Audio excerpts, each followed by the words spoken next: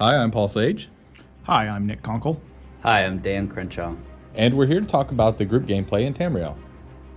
Yeah, so here what we're looking at is an overland boss monster. One of the things we looked at is the fact that people at first really kind of like to get their legs, so to speak, under them by playing alone. And so what we wanted to do is provide friction elements to really get people involved in playing with other people, because we don't want to force you to play with others.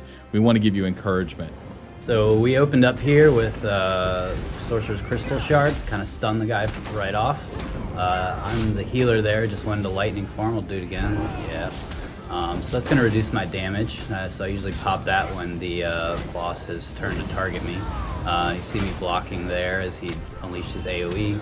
I popped the healing ward, or steadfast ward, on my buddy Eric there, since he was getting focused by the boss. And now I'm just spamming. Yeah, Mage's when he gets to Fury. low health, it's time for Mage's Fury. So we have Pretty furious. the execute abilities in our game are really useful and very popular. So when you get a boss down to a certain health threshold, everyone kind of just goes into execute mode and try and finish them off as fast as you can.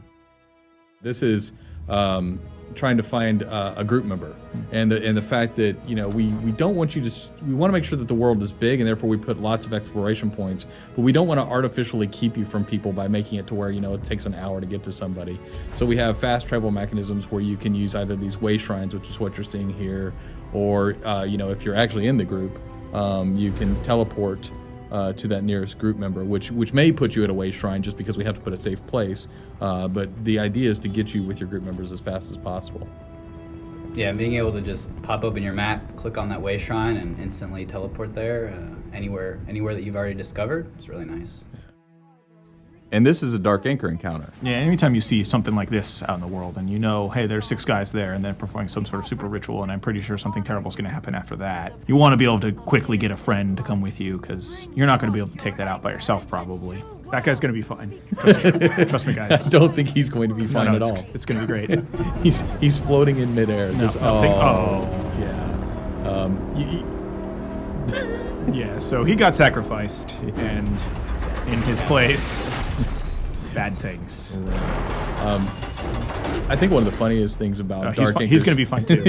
He's not going to be fine at all. No, that feels good. Yeah. Poor guy floating up into the sky. Countdown to 1 shot. 3, 2, 1. 1 shot.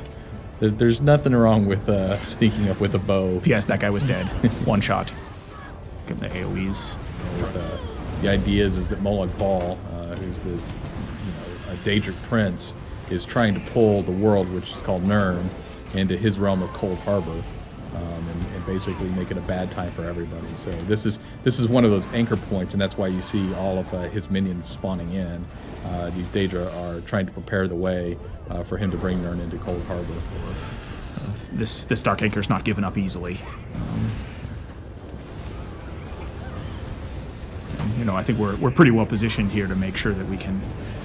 But we can see monsters. Every person's engaged in an individual little fight, and Dan sort of in the back healing, but also dealing with guys that are rushing at him. So there's just enough action that if you aren't coordinated and working together like this, then everyone will just scatter and die on their own.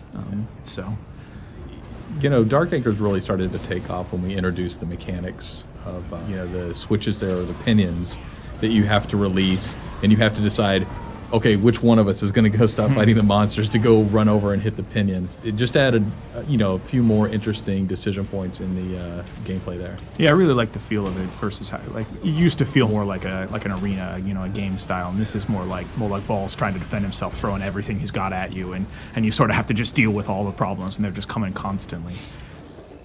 Probably want to protect the healer there. Yeah, there you go. Oh, is that the crystal mortar there? I love that one. Yeah, I really like just how it's just a continuous wave of all kinds of terrible things from all kinds of terrible Daedric enemies, right? And because of that unpredictability, you want to make sure you bring a really flexible party and build to the situation. When we switch back and forth between first person and third person, I know a lot of the guys around here like to play in third person just because of the situational awareness, but almost every time I'll play in first person just because I really like the level of detail it provides, and some of the cues are easier to read actually. I like the bow first person in particular too. There's something about the aiming that feels very good to me when I play that way versus in melee. A lot more often I like to play in third person. I think something worth pointing out too about what you're seeing on screen right here is it's the Dragon Knight Firestaff build, but he's wearing heavy armor. So it's kind of an unusual combination, right? There isn't really an archetype that fits with per se. It's a little mage, it's a little battle mage. And it's just something that people found on their own. It wasn't necessarily something we built the game around. It was a build that emerged naturally when people sort of found the synergy between the Firestaff and some of the Dragon Knight abilities. So it's pretty popular, and it's also quite survivable. You can see him both tanking and dishing out some pretty solid AoE damage. So I really think my Clanfear is beating us all. the Clanfear, that thing's doing work. Get it done, Clanfear. Yeah, he's taking on that Storm Mage knock. Oh, that was the Templar Spear. Yeah, spearing him for days Great there. ability. You know, I think if you're playing the Bow Templar, certainly that spear ability that knocks him down. Yeah, it's pretty cornerstone. Yeah, is very helpful. And then if you take the bow ability, which is scatter shot, you've got another knockdown, so you can take on 3 opponents pretty easily. Yeah, so I chose the Sorcerer Healer because I love the heal staff abilities first off, and the Sorcerer gets a ton of mana regen. Dark Exchange.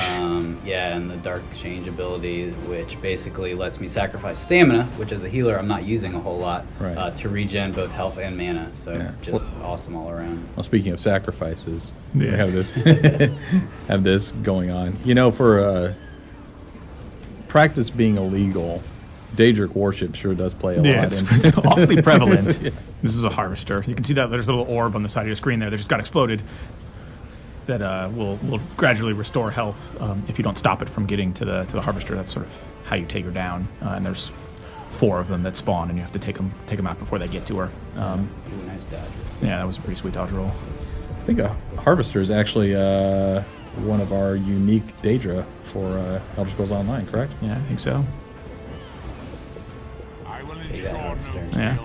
So that's at the end of all the waves, or all the sort of continuous waves. There's one giant boss, and then you get the opportunity to knock out the thing for good, which is what's happening here. And you can see like it was a really bad place. The world was warped around this, and after you take it out, it sort of returns to normal. You know, the skies go back to clear. Yeah, Pretty sparkles. Yeah, take that, Molag Ball. Stay out of our Tamriel.